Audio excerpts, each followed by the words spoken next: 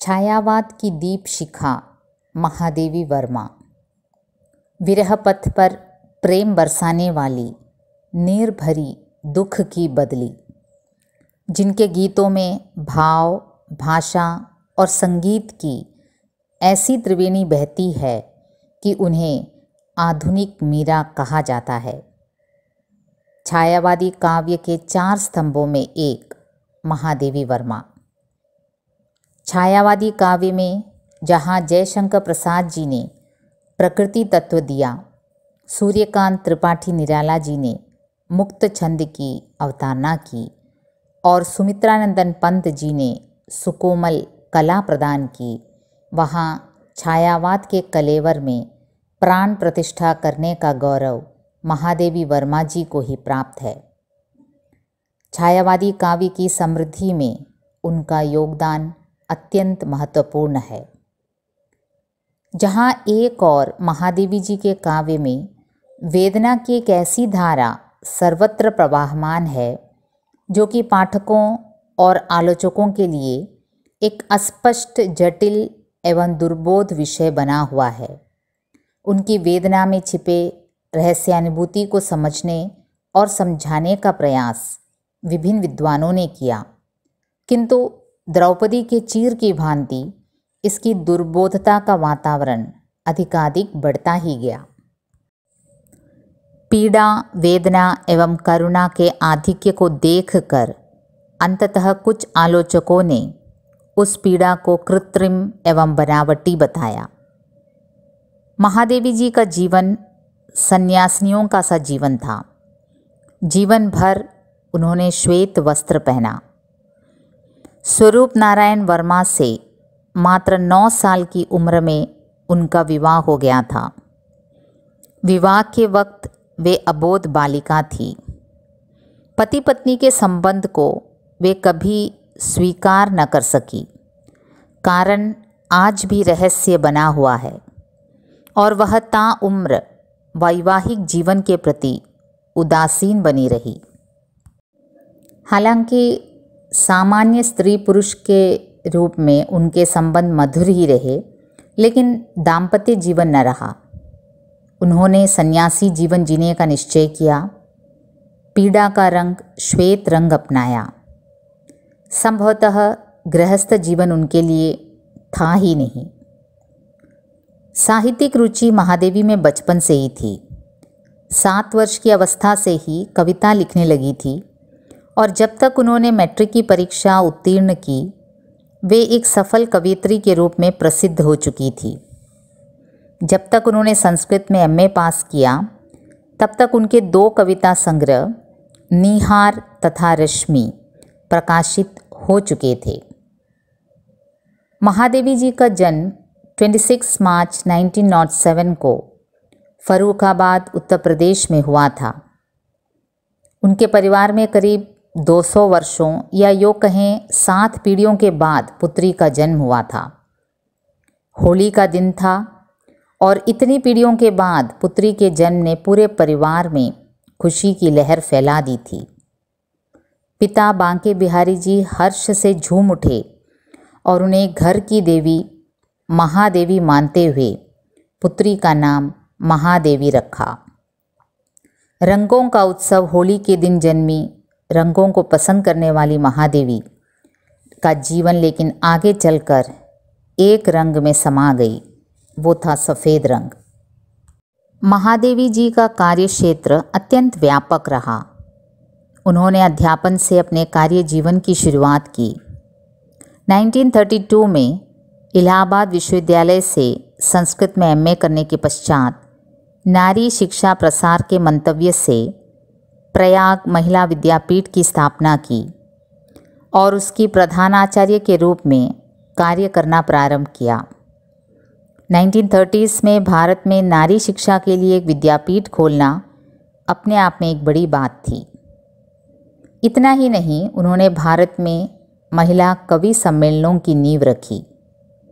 इस प्रकार का पहला अखिल भारतवर्षीय कवि सम्मेलन 15 अप्रैल 1935 को सुभद्रा कुमारी चौहान जी की अध्यक्षता में प्रयाग महिला विद्यापीठ में संपन्न हुआ। 1972 में साहित्य अकेडमी की सदस्यता ग्रहण करने वाली वे प्रथम महिला थी। स्त्रियों की मुक्ति और विकास के लिए जिस साहस एवं दृढ़ता से उन्होंने आवाज़ उठाई और जिस प्रकार सामाजिक रूढ़ियों की निंदा की, उससे उन्हें महिला मुक्तिवादी भी कहा गया। महिलाओं एवं शिक्षा के विकास के कार्यों और जनसेवा के कारण उन्हें समाज सुधारक भी कहा गया। महात्मा गांधी के प्रभाव से उन्होंने जनसेवा का व्रत लेकर स्वतंत्रता संग्राम में भी हिस्सा लिया और 1955 में महादेवी जी ने इलाहाबाद में साहित्यकार संसद की स्थापना भी की। साहित्य में महादेवी वर्मा जी का आविर्भाव उस समय हुआ जब खड़ी बोली का आकार परिष्कृत हो रहा था। उन्होंने हिंदी कविता को ब्रज भाषा की कोमलता दी, छंदों के नए दौर को गीतों का भंडार दिया और भारतीय दर्शन को वेदना की हार्दिक स्वीकृति दी। अपने गीतों की रचना शैली और भाषा में अनोखी लय और सरलता महादेवी जी ने भरी। उन्होंने अपने समय के अनुकूल संस्कृत और बंगला के कोमल शब्दों को चुनकर हिंदी का जामा पहनाया। वे एक कुशल चित्रकार भी थीं, इसलिए उनकी कविताओं में गीतों के नाद सौंदर्य के साथ चित्रों जैसी संरचना का आभास भी प्रायः मिल जाता है। विषय की दृष्टि से उनकी काव्य रचनाओं के 4 भाग किए जा सकते हैं: रहस्यवादी रचनाएं, वेदना प्रधान रचनाएं, प्रकृति चित्रण संबंधी रचनाएं और गीति काव्य। 1930 में ही उनके निहार काव्य संग्रह और 1932 में रश्मि काव्य संग्रह प्रकाशित हो चुका था।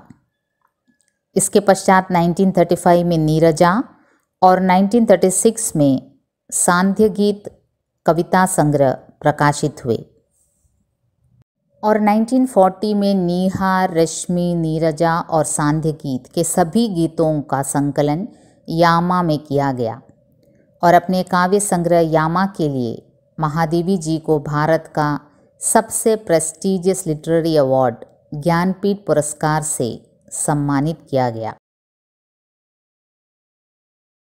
ज्ञानपीठ पुरस्कार की बात हो रही है तो कुछ जानकारी ज्ञानपीठ पुरस्कार के बारे में देना चाहूँगी। लिटरेचर के लिए दिया जाने वाला भारत का सबसे प्रेस्टीजियस अवार्ड है ज्ञानपीठ पुरस्कार, जो हर साल दिया जाता है आउटस्टैंडिंग कंट्रीब्यूशन टुवर्ड्स लिटरेचर के लिए। 1961 में सबसे पहले इसे देने की योजना बनाई गई और 1965 में प्रथम ज्ञानपीठ पुरस्कार विनर केरल के कवि जी शंकर कुरुप जी थे। ज्ञानपीठ पुरस्कार के साथ धनराशि दी जाती है और साथ ही प्रशस्ति पत्र और वाग्देवी की प्रतिमा। उन दिनों धनराशि 1 लाख थी और पुरस्कार केवल एकल कृति के लिए दिया जाता था, लेकिन बाद में संपूर्ण रचनाओं के लिए भी ज्ञानपीठ पुरस्कार दिया जाने लगा और धनराशि 1 लाख रुपये से शुरू होकर 2005 तक आते आते 7 लाख कर दिया गया और आजकल 11 लाख है। भारत का कोई भी नागरिक जो 8वीं सूची में बताई गई भाषाओं में लिखता हो, वो ज्ञानपीठ पुरस्कार प्राप्त करने लायक है। भारत का नागरिक होना इसके लिए काफ़ी ज़रूरी है और सबसे अधिक बार हिंदी और कन्नड़ा भाषा में लिखने वाले लेखकों को ज्ञानपीठ पुरस्कार से नवाजा गया। इतना ही नहीं, इससे पहले भी महादेवी जी को कई पुरस्कारों से सम्मानित किया गया। मंगला प्रसाद पारितोषिक, सेक्सरिया पारितोषिक और 1956 में भारत सरकार ने उनकी साहित्यिक सेवा के लिए पद्म भूषण की उपाधि दी। भारत के 4 विश्वविद्यालयों ने उन्हें डीलिट की उपाधि से सम्मानित भी किया। विक्रम विश्वविद्यालय, कुमाऊं विश्वविद्यालय, दिल्ली विश्वविद्यालय और बनारस हिंदू विश्वविद्यालय। 1988 में पद्म विभूषण से भी वे सम्मानित हुई। महादेवी जी ने यूं तो कहानियाँ नहीं लिखी, लेकिन उन्होंने कुछ शानदार संस्मरण एवं रेखाचित्र लिखे जिसका जिक्र किए बिना नहीं रहा जा सकता। उनकी चीनी भाई, नीलकंठ मोर, गौरा, गिल्लू, ये सब भला साहित्य जगत कैसे भूल सकता है। इन रेखाचित्रों ने हमारे मन में एक अमिट छाप पैदा कर दी है जिसे मिटाए भी नहीं मिटाया जा सकता। साहित्य जीवन की दीप शिखा, वो नीर भरी दुख की बदली सितंबर 11 को 1987 में हमें छोड़कर चली गई। छंदों में गीतों की नई पद्धति का समावेश कर अपनी करुणा एवं वेदना को व्यक्त कर गई, जो आज भी हमें रहस्यात्मकता में डुबोई हुई है। महादेवी जी के सम्मान में उनके 111वीं बर्थ एनिवर्सरी में गूगल ने अपना डूडल उनके लिए डेडिकेट किया, और उन दिनों खबर यह था, Mahadevi Verma is today's Google doodle. Google doodle is celebrating Mahadevi Verma, the Hindi poet and women's rights activist. The doodle shows the poet penning her thoughts into beautiful verses under a tree by the field on a breezy afternoon. और Google India ने उन दिनों यूँ tweet किया, With a passion for poetry, Mahadevi Verma wrote her way to greatness. Today, we celebrate her fight for the nation's freedom and her contribution to the Indian neo-romantic poetry movement with a Google Doodle. The first woman to be awarded the Sahitya Academy Fellowship, one of the leading poets of the Chayavad movement in Hindi literature.